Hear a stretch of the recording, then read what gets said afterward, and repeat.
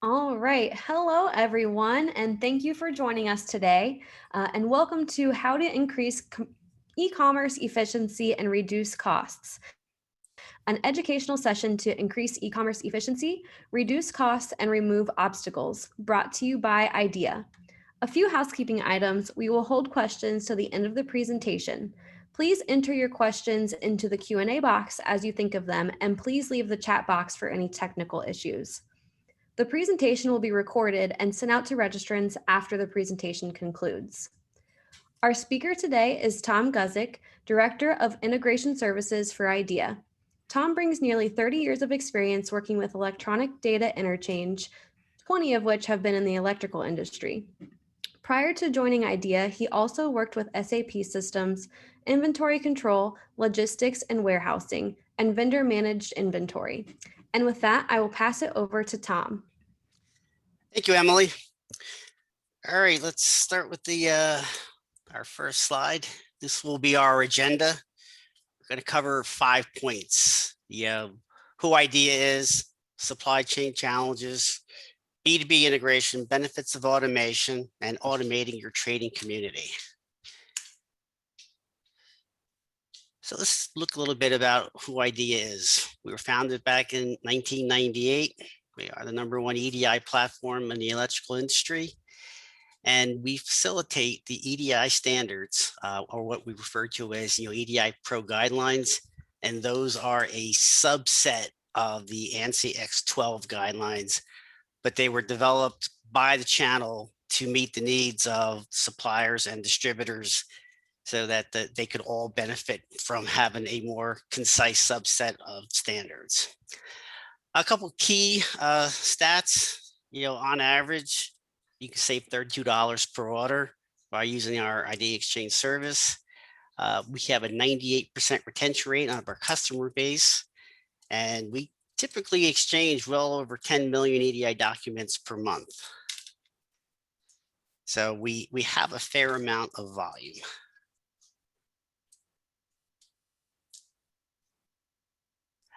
All right, so we're looking at a chart that was in the recent Hardy newsletter about customer orders and inventories. So what this would indicate here is that we have an all-time high in orders. However, inventories are at a low, and that could mostly be blamed upon the pandemic and the disruption to the supply chain. So part of what we'd like to try to convey during this presentation is how can you best utilize B2B and e-commerce initiatives to help you, fill orders at a time like this when you have record highs in ordering, but yet your inventories are low. Hi, my name's Eileen Bromberg, and I'm working with Tom here today on this presentation.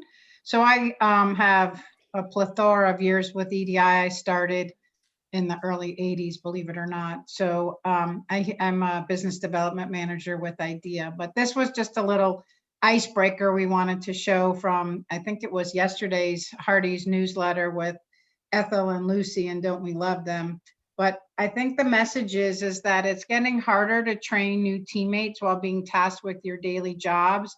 And these are reasons why companies should focus on their core business and let companies like IDEA help you, guide you with EDI initiatives. Back to you, Tom. Yeah, and thank you. And on that note as well, I mean, if you remember the clip, the line gets faster and faster, and they're still trying to spool up their own training level. So, this is an excellent example that ties in with the earlier slide about, record highs on your purchase orders, but yet your inventory levels are low. So how do you keep up with that kind of demand? All right, thank you, Eileen. So let's start off with what is B2B integration? I mean, we hear a lot about it, but exactly what is that? So in the bold here it is linking the business processes with your IT infrastructure and any data associated with your internal applications with those of your external business partners. So, I mean, that's the key to it. I mean, this is a quote from the Gartner group. So essentially, it's like a linkage. You're getting yourself linked with your business processes to those of your customers. We are going to give you a set of questions today during the presentation. We're going to poll you, and then we're going to share the results. The intention is, excuse me, is that this is an educational session, so we're just giving you some feedback. So let's see how this comes out. How many of you established electronic B2B communication with 100% of your partners?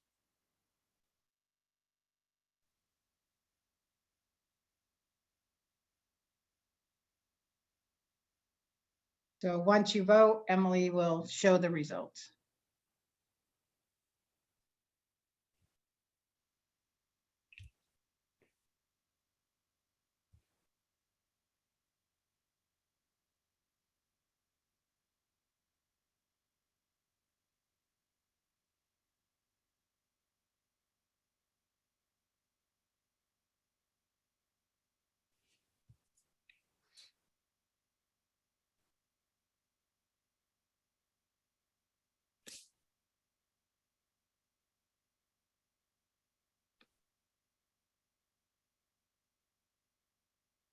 Myself on mute.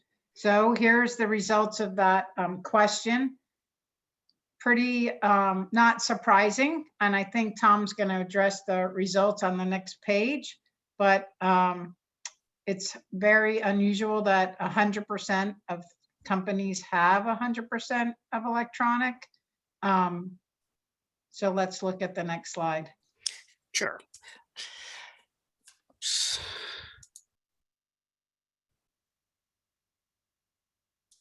There we go. Sorry, a little latency on the response for the slide. All right, so don't feel bad if you didn't answer it. You have 100% because you are not in the minority. Recent Aberdeen survey would show that only 8% of companies have established electronic communications or linkages with 100% of their suppliers, whereby only 30% integrated with greater than 50%. Essentially, what that means is 70% of companies are not even integrated with 50% of their suppliers. And so, not to forget the Forrester Group, they did a similar survey and they found only 25% integrated with greater than 60% of their trading partner community. So there's a lot of work that can be done out there. I mean, there's your initial setups with those that may be demanding it, like the 500-pound gorilla, but once you implement something like an EDI system, you're going to want to grow that to the rest of your trading partner community. So is B2B integration important? Absolutely. Automating such business activities helps to drive the bottom line revenue. And you achieve this via reduction of errors, reduction of your cost of your operations, faster process execution, such as turning around orders to shipments, and cost containment. It's particularly important. And this slide reflects a global recession. This is, again, is a Gartner slide. However, I imagine if they redid this slide, it would say global pandemic and not global recession. So what are the benefits of automating the buy, sell, or the ship pay process? I mean, you've got some right up front administrative cost reductions. Folks are seeing 30 to 60% hard dollar savings. Their real-time order processing, things are shipped faster. So the whole turnaround time is greatly reduced. You can see significant reduction in errors. So as you eliminate manual entry, hand keying of orders and stuff, you really reduce all that. And looking at generate 5% errors on average. So that in itself creates a significant advantage. You're improving your customer service. Again, if you're able to turn around information and orders faster, answer questions such as inventory availability, that all improves the customer service. And the bottom one here, improve visibility. This is an important one. You're going to see visibility come up several times in this presentation because manual processes being very difficult to track, then the key being that they lack any kind of visibility. So you can't really see what's going on. Whereas if the information has been automated, it's running through computer systems, ERP systems, you're able to see that information. You can react faster to trends that you may be observing. Whereas if you're trying to look through a stack of papers, there's very little response time on that. So let's take a look. However, automation efforts are hindered by complexity. So this slide here will show you, you have multiple partners, multiple connections, multiple platforms. So this is a basic demonstration of your automated end-to-end integration exchanges. So customer partners, carriers, banks, suppliers, what have you. So within the last 10 years, that picture of what you'll see of that handful of partners and connections, that will grow from an average of 15 trading partners to 65 trading partners, going from under 10 to over 40 protocols that need to be supported, and going from 3 to 12 integration platforms on average. And then one can expect that within the next 5 years going forward, you're going to double your B2B integration projects and triple your multi-enterprise traffic. And that results in these business challenges. You now have a increasingly complex and diverse business partner community. So just looking at the slide, you see all those lines connecting all those different entities, which results in many costly errors because of manual processes. If you have limited resources focused on B2B, you're not able to automate these processes. And the lack of real-time business process visibility. And there it is again with that visibility. If you can't get an automated view of these many processes that are all interconnected and intertangled, you're going to have a hard time trying to manage it. It's going to be impossible. So companies need a comprehensive B2B integration capabilities. And how we're going to do this is, in order to overcome the business challenges, companies need their integration capabilities to reduce the time and complexity of securely and flexibly integrating 100% of their partner communities. Because before you can automate your B2B processes, you have to be integrated to your business partners. And you seamlessly automate and extend internal business processes to the external partners. Because once you have automated the processes, you can provide visibility into actionable information across key IT and business processes. And again, that visibility, and having visibility into actionable information, that's the key. I mean, everybody has tons of data, but it's not actionable. What can you do with it? But to have actionable information, that's where you start making key business decisions and you're able to automate and gain business efficiencies.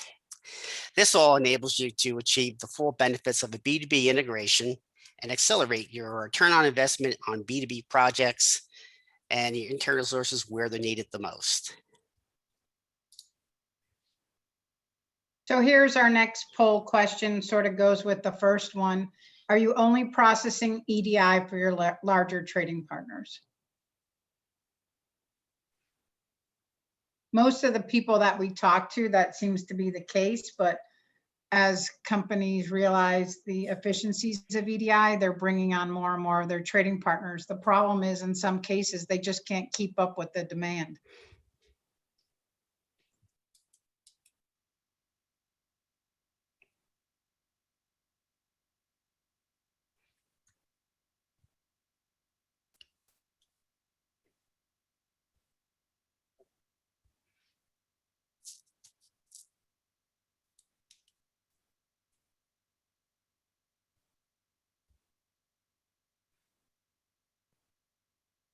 Oh, look at those results. That's Yeah, that's to be expected. You're absolutely right, Eileen.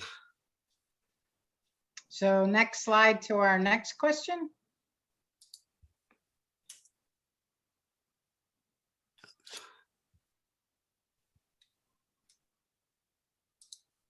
There we go.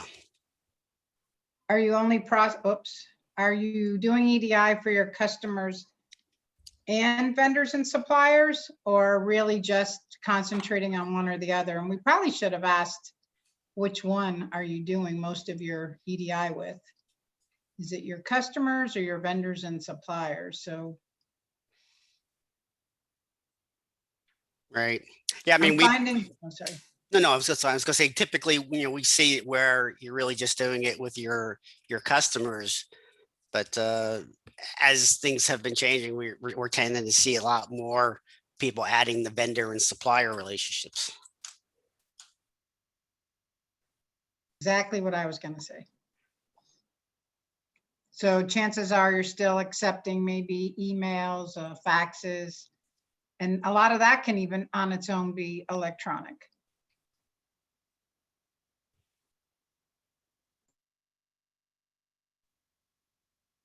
So it looks almost like 40, 60, it's about 50%, I guess, in average. Okay.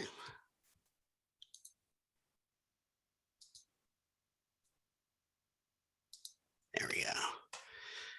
All right, so this is a really nice slide. I like this one. So if we see where there's value in trading with small and large companies, trading partners, I should say, as well as your customers and supplier base, why do most trading partner communities look like this one, where you've got above the dashed line, you have just like the larger trading partners who typically are very savvy on their capabilities for IT and setting up infrastructures. They have good integration capabilities in-house. But however, they may be a small portion of the actual community size. And if you notice on the right hand side, those are always electronic. So we tend to focus on the top part above that line. And all those that are smaller, they tend to keep them as manual. And what we want to do is really kind of go with that 80-20 rule. Your core suppliers, typically 20% of your suppliers, they make up 80% of your volume. Whereas your sole suppliers, you have typically like 80% of them are your smaller ones, but they only really account for 20% of the volume. And so here's the common myth. You've captured all the value above the dotted line, and it's not worth the time, money, or effort to automate the rest of them. And what we're going to do in the next couple slides is we're going to bust that myth, to take that phrase from a popular show. So, but what's it typically cost you to trade manually?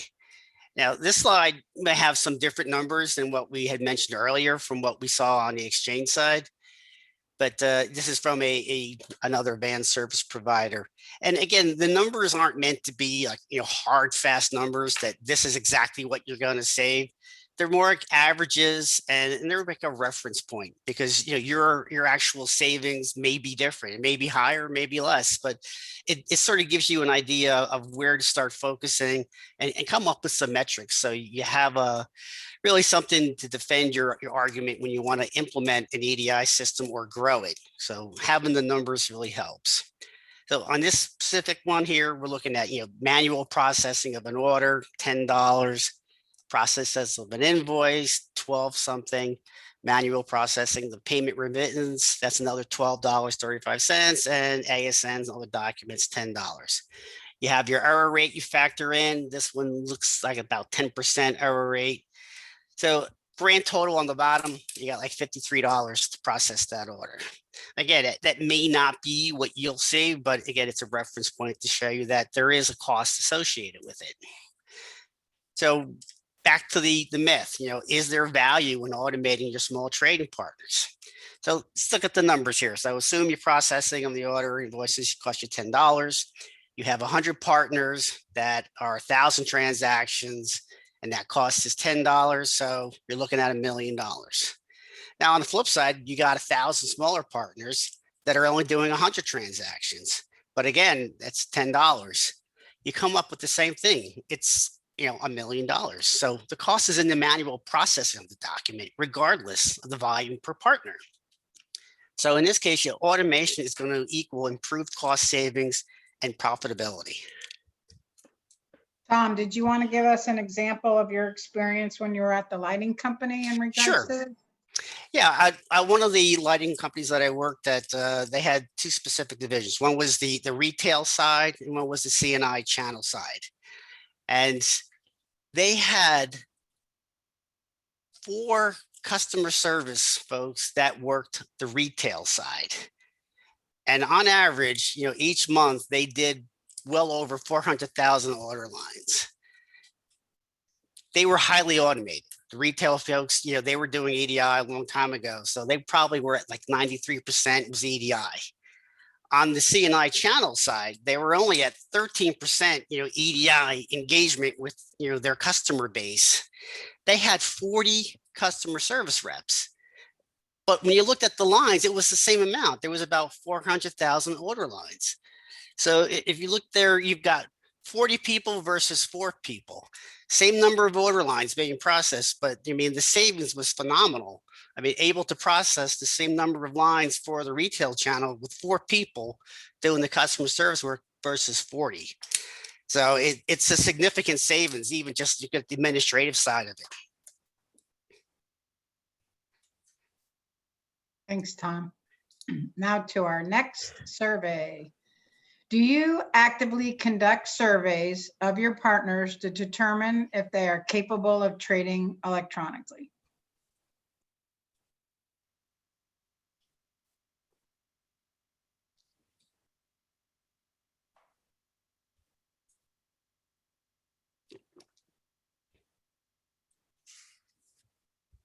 Yep, just as we would have suspected. I think people wait till they're told they're mandated to do it versus see if they can improve the supply chain and the automation. I would agree. That tends to be a typical things that one would see. All right. The finance, I think that slide was out. All right. So we find that most companies do not go back and resurvey their partner base to find out if they are now enabled to trade a particular document electronically. So if you even had been doing surveys, often that's a one and done deal. They'll do that survey, they'll get their information, they'll record it in whatever database they're recording it in, but then they never go back and revisit it to see has anything changed. So trading partner may have been able to only, send EDI purchase orders, but the next year they added additional functionality and can now receive, EDI invoices and ASNs. But if you don't know that, you're not going to be able to go over and start setting these customers up and provide more electronic linkages.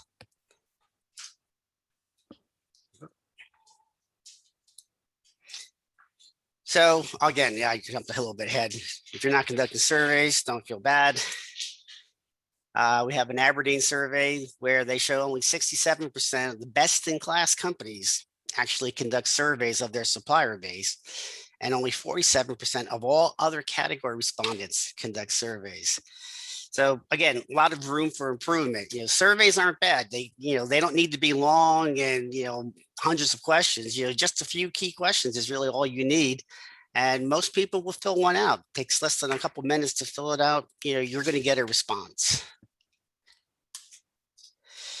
So as we said earlier on in the presentation, we're gonna help you to grow your B2B business processes, and 2 strategies that one could use to optimize your current trading partner community is you automate more with those above the dotted line. And you recall the slide where the 80-20 rule was.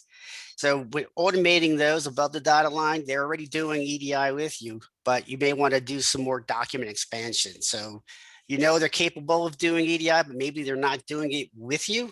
So those would be ones that you'd want to reach out to and get them electronically linked to you, or introduce new documents. Again, if they're only trading with you on the EDI purchase order, you may want to add the EDI invoice, the EDI purchase order acknowledgement, EDI ASN, and that, again, it helps to grow your B2B footprint, as well as increase the efficiencies and the customer service side, because you're giving them more information up front. That leads to a better customer supplier relationship. For those companies that are below the dotted line, i.e. they are not yet connected with you, with electronic linkages, you'd want to do your survey. You want to find out, are they automated, but just not doing it with you? What are their capabilities and their willingness to automate? I mean, if they're not currently able to do it, have they been looking at potentially adding some automation to their processes? And if they're at this point still 100% manual, are they email, phone, postal mail? And what would they be receptive to as far as becoming more B2B linked with you, to use that term? So let's just go through this really quickly. This is a sample trading partner acuity assessment. This is the above line assessment. So, if a large company utilizing a van for, the order to cash and purchase to pay processes. I'm not going to go through all the transactions, but, you could see where on the purchase to pay, you've got the manufacturer is now sending, purchase orders to his suppliers. He's getting the purchase order acknowledgement back, sending PO changes. And on the flip side, you've got the order to cash where your customer is sending EDI purchase orders to the manufacturer. They're sending a purchase order acknowledgement back, PO changes back to manufacturer. So you see that they're very similar. I mean, the same documents that you're utilizing today, say during your order to cash process, can be easily integrated to use for your purchase to pay processes. It would just be a matter of, creating the map to work in the different direction, and provide a different information. But that would be a good place to start, because if you're already doing it on one side of the equation, it would be easier to do it on the other side as well. And this chart's even a little more complicated, and I won't go into it again in too much detail because this will be made available to you. But again, it's, how do you compare to other companies? This chart here is showing you a manufacturer doing a purchase to pay. And on the top line here, show you here is, this is the industry average of, how many are sending POs, receiving PO acknowledgements. And this is really just kind of saying, what's your company? Are you doing it? Yes or no? And these are opportunities for greater optimization. If you're a no, and you see that other people are doing it, you can also make the deduction that that's your competitors doing it. So they may be getting a more competitive advantage because they're fully utilizing some of these transactions that you may not have even thought about implementing. Again, these are just, kind of take a look at it to see are these things that you may be able to do. Same thing with this manufacturer order to cash. These are the industry averages. Where do you fall within that? Same thing here with distributors. Again, industry average. This is the purchase to pay process. This is what we're seeing on the averages. Where's your company in it? If you're a no, should that be a yes? Is that something that you should consider implementing for your process? And in wholesale distribution, the same thing here, the industry averages, and is your company a yes or a no? And this information was, provided by there's a network usage study that was done, and it was based upon 100 wholesale distribution suppliers that were using vans, as was the prior slide. So again, it's using real life data, but again, just meant to kind of provoke thought. Is this something that you want to implement? So our next polling question, has your organization adapted to the changes in your supply chain because of the increase in digital integration post-pandemic? So there may be reasons why you haven't been able to increase that automation of the supply chain, and it may be because you're resource constrained, your software may be end of life. We know some of the translators are coming to end of life. So just giving you some examples of potentially why you haven't been able to adapt to all the changes.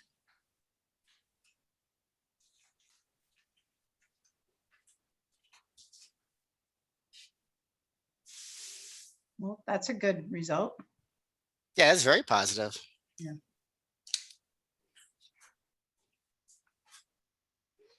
I mean, we're seeing that on our side, on our van business that we provide. I mean, the van traffic is increased tremendously. So a lot of people are utilizing their B2B capabilities to meet these changing demands. Again, going back to that earlier slide about record highs on purchase orders, but yet low inventory because of the disruption to the supply chain. So we can vouch for it. We are seeing this happening out there.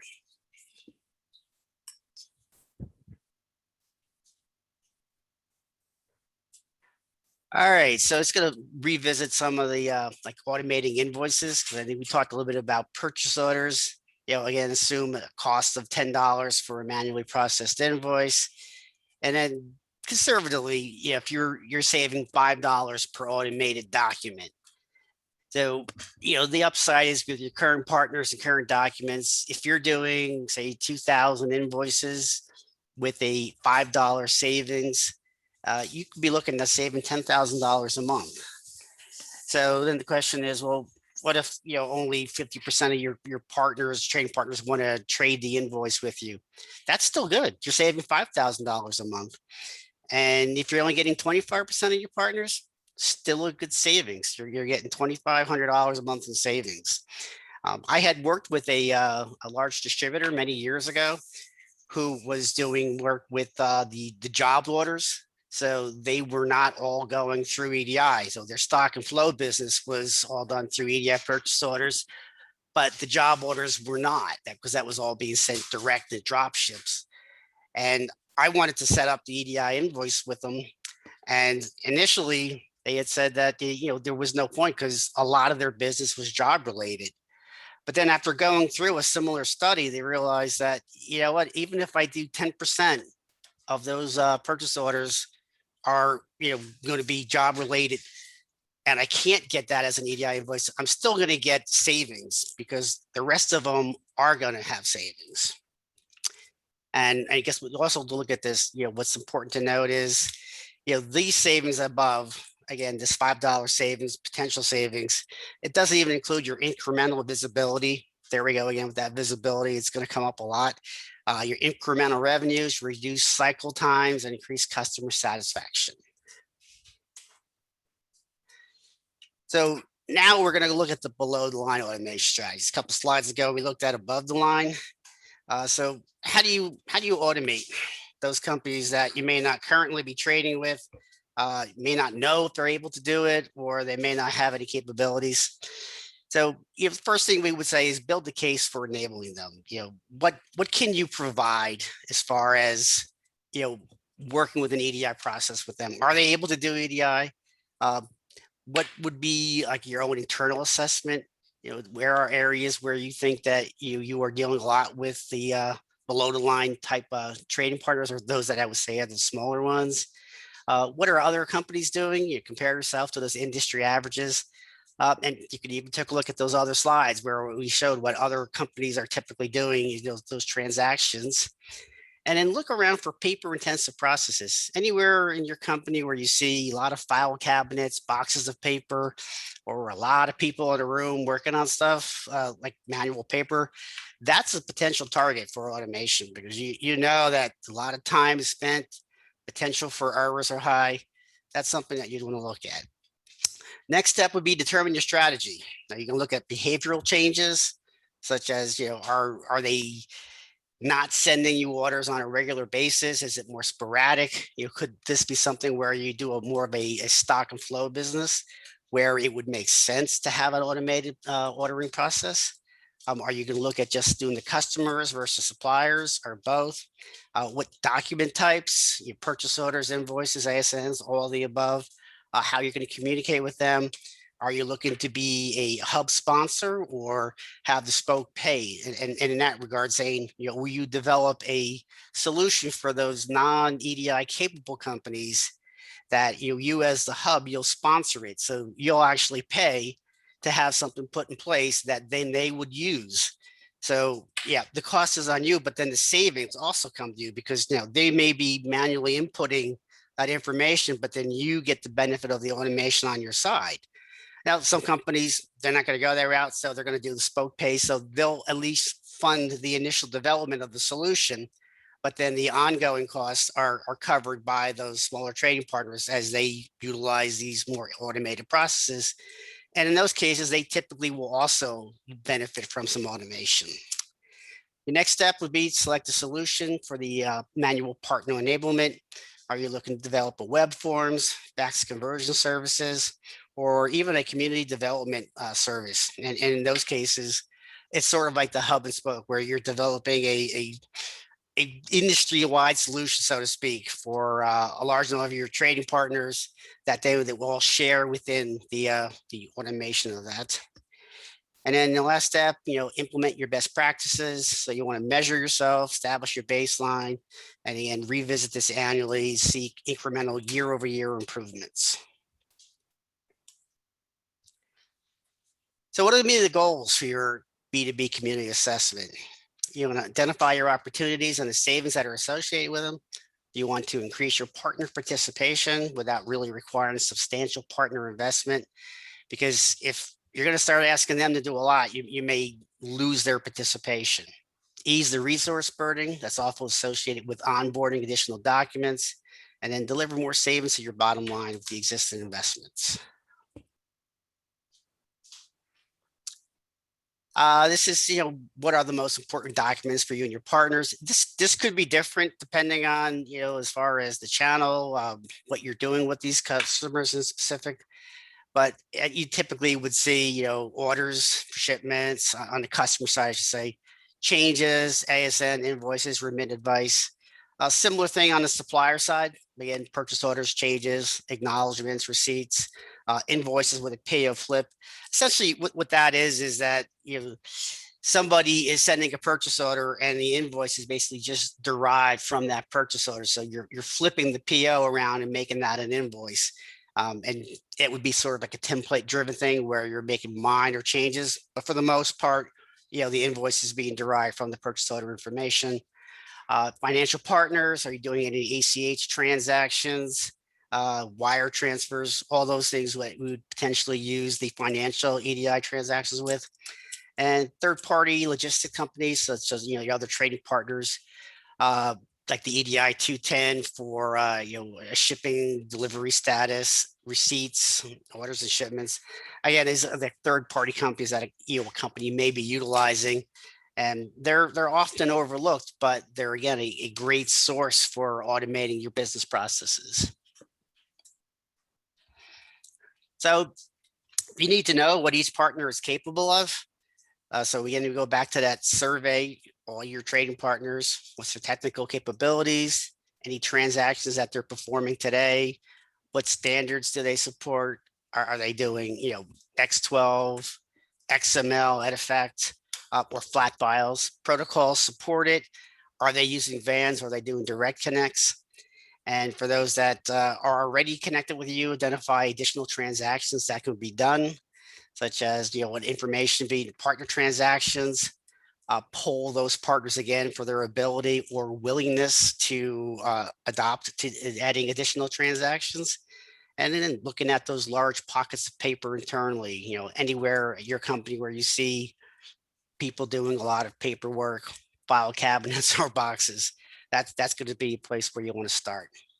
So your goal is going to be to make it easy for the partners as possible. So you want to have all the alternatives that you could be providing them or what their needs are going to be. So the value of automation. Basically, electronic connectivity will give you significant administrative savings, such as lower transaction costs, fewer data errors, and fewer invoice discrepancies. You'll see improvements in your KPIs or your key performance metrics, reduced out of stocks at the customer and retail locations, increased in your perfect order percentage. We know that's always a coveted thing, is your perfect order numbers. Reduced inventory holding costs, lower safety stock requirements, increase your order to cash cycle times, and again, increase your customer satisfaction. So wrapping this up with what's the value of automation? Companies that are using more electronic connections with customers and suppliers tend to have 13% shorter days sales outstanding, 37% shorter cash to cash cycle times, 19% lower total supply chain costs, which translates to 5% of revenue. And these companies are more likely, like 1.3 times more likely, to conduct post-onboarding surveys to identify B2B integration, collaboration, involvement, 2.2 times more likely to have the ability to measure supplier performance, and 1.7 times more likely to have the ability to adhere to a customer metric requirement over an extended period of time. So what are your next steps? You're going to establish what those manual costs are with the trading partners you're currently not electronically linked with. look for those large piles of paper within your company, survey existing partners, and that's to determine those that you're electronically trading with already. And that would be like what other transactions could be added. And if you're manual trading partners, find out what their capabilities are, what solutions would be suitable for them, such as a web access, fax conversions, and show the business where you can improve the overall process and save money. The metrics speak for themselves. If you're looking to expand your current department or create one, coming to your leadership team with these numbers will definitely help them get the funding to put in such a new process. And that brings us to the questions part. Is this where we hum the Jeopardy theme song? I think so, yes. Feel free to chime in with that one, Eileen. While we're waiting for people to post some questions, Tom and I and the Hardy staff were on a call yesterday, and we were talking about, since the pandemic, a lot of people are investing in their homes and doing improvements. And so personally, I did get a new air conditioner. And Tom, what was your story, Tom? Were you? Oh, my AC unit wasn't working, so I had to call in the service guy to because the outside fan was not turning. The inside compressor was working, but the fuse had went out on the outside unit, so it was barely blowing any of the air. So the house was getting warm real quick. So we're contributors to the channel. We're both supporting spending money on our air conditionings. Well, I have one of our first questions here. We'll see if there's more that come up, but you mentioned in the presentation about software and translators being end of life. We have GenTran, it's coming to the end of life. What would we do? What would our next steps be? Tom, you want to take that? Oh, yes. Well, first of all, I would say this is an opportunity for you to potentially visit, a managed services solution. So instead of going ahead and looking at what the costs are going to be actually, you should look at the cost to replace your translator, the staff that's needed to run it, the training that's involved. You may want to go over and look at outsourcing that, or what they call like a managed service solution, whereby you don't even need to have a translator or a staff to run it, because on a managed service solution, you're sending your ERP's native file format to IDEA, and we would translate that into whatever formats needed, whether that be X12, XML, or Artifact. And then the same thing would be done on the reverse. So anything coming in as say X12, we would convert that on your behalf into your ERP's native file format and send that to your mailbox, and you would pull that right into your system. So I would say take a look at that. Get your quotes for what those translators cost, what your typical salaries are for people to run it. And I would say they'd come up and, we could definitely help you come up with a cost proposal on what is the best way to go with that. Eileen, do you have anything else to add to that? Yep. No, I don't. But I think one of the next questions is very similar answer. We're resource constrained. How can IDEA help us? And so you're probably going to recommend the same managed service, but do you have anything to add? Right, with a hybrid version. I mean, if you're currently doing EDI today, you may want to do as a hybrid where, they continue to take care of the current customer base with their EDI needs, but any new trading partners or new transactions that may be required, you can outsource that. So you can actually have an outsourced solution for some of your EDI business. You don't need to have it all done that way. So you can keep part of it in-house and then add any of the new business to an outsourced solution.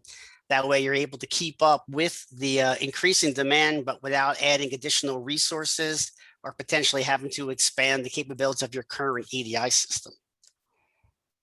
And I only have one other question, so hopefully the audience will add some more, but what's the best way to start if we don't do EDI today?